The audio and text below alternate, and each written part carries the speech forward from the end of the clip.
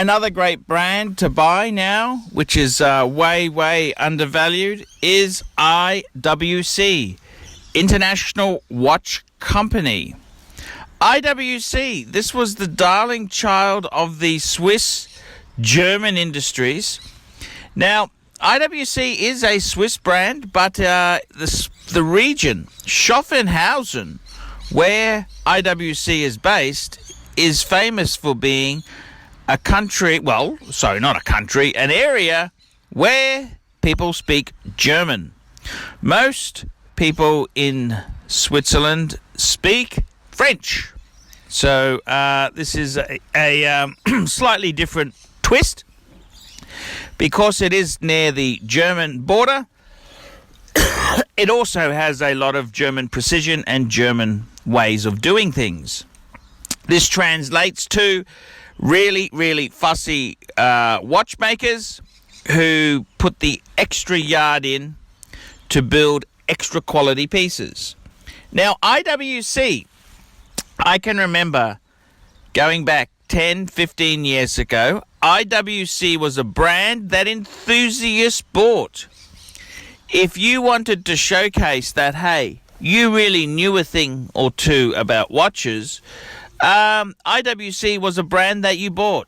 Rolex was always a brand for show-offs and nouveau riche, whereas IWC, that was a real enthusiast brand.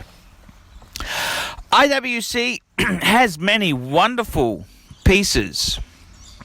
They have perpetual calendars. They have so many fantastic pieces. However, the reason some IWCs have suffered is because IWC traditionally used other movements. And this is the big problem with IWC. IWC uses movements in many models that are, how would you put it, generic. That's right, they've used ETA movements. In recent times, this has gotten worse when IWC is now using Salita movements. Now, what is the answer? What is the answer indeed? Well, I got to be completely frank and honest with you. I don't really want to pay big bucks for a Salita movement watch. I find it hard to fork out the coin for a piece that has got the same movement as many non-luxury brands. See, it's all about the prestige. It's all about the brand itself there. And I got to be frank with you, it really is a problem. Now, the interesting thing is, Rolex themselves there, they didn't actually make their own movements until recent times. That's right.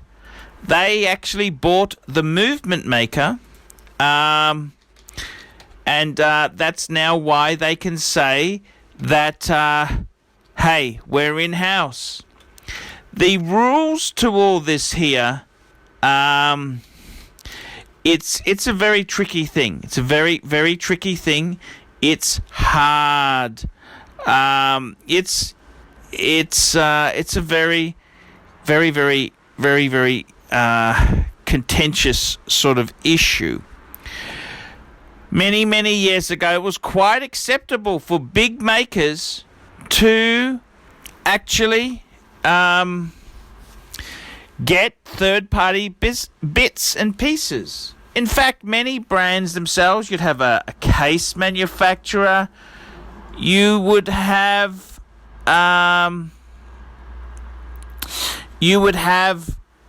a dial maker, you would then have movement makers, and you would piece these things together, a bit of customizing. And then what would happen is,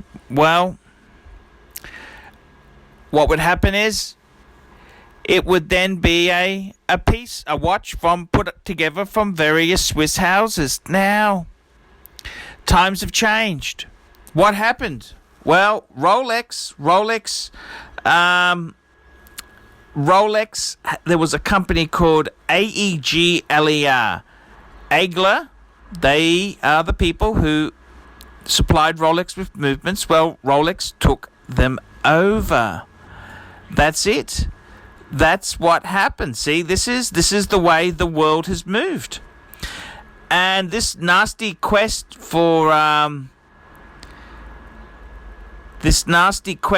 in-house, well, how do I put it?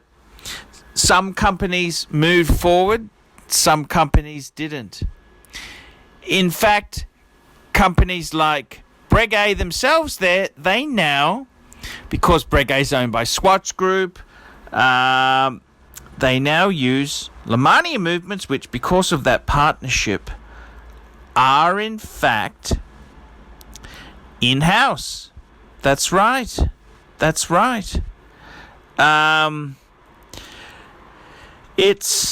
is the way it goes. I mean, Rolex used to use movements from Agler, bracelets from a number of bracelet manufacturers, including Gay Fries. There was many bits and pieces that went together. Now, I gotta be completely honest with you. Rolex themselves, they are pretty well all in-house now, but there was a time when it wasn't the way. In fact, they used Valjoux 727 movement in the very valuable Paul Newman type Daytonas, in the plastic Daytona. When I say plastic, I'm talking about the plastic glass. So you've got to realize this. You've got to go with the flow. IWC, when they used different movements non-in-house, it wasn't a big problem because so many people did the same thing. Well, the worm has turned. And that is no longer acceptable to do that. With IWC itself, the movements themselves, there are some in-house. In fact, my Ingenieur has a in-house, one of the famous IWC movements, quite a big movement, 42.5 mil case, pretty big monster. It's a big monster, but this is an anti-magnetic watch. And I've got to be honest with you, I think this sort of piece here, the IWCs with in-house, is the way to go. There's bargains to be found. There are bargains to be found, not just going through the bargain bin. Yes, the big Pilot's very popular, but that's big coin. What about one of these Ingenieurs, the Ingies, with the in-house movement? How much better can you get than that? Go in-house, young man. Go in-house. And I got to tell you, there was a time where if you were a sophisticated Weiss, you would have an IWC. Now, it's Rolex. The Rolex Kool-Aid. Rolex Kool-Aid. And I got to be completely frank and honest. The Rolex Kool-Aid, hey, I had enough of drinking from this tank. I like watches that are out of vogue. I don't want to be a sheeple. I'm a leader, not a follower. I'm a leader. So I think a brand like IWC can really be a great thing. It's really, really great. It's really, really fantastic. Really fantastic. So that is certainly my advice there, guys. That's my advice. Go to some of these brands that were so cool, and now they're bargains. They are bargains. We all want a bargain.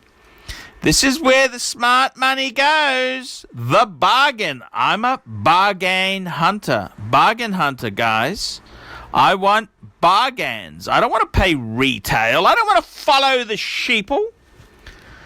And I honestly would say to you, IWC, it doesn't get cheaper now for a gorgeous classic, over-engineered with a German flavour than it does with IWC. That's right, guys. IWC is a bargain. Bargain. I hope you've enjoyed this video. Like, subscribe, tell your friends, and stay tuned for more alternatives to Rolex.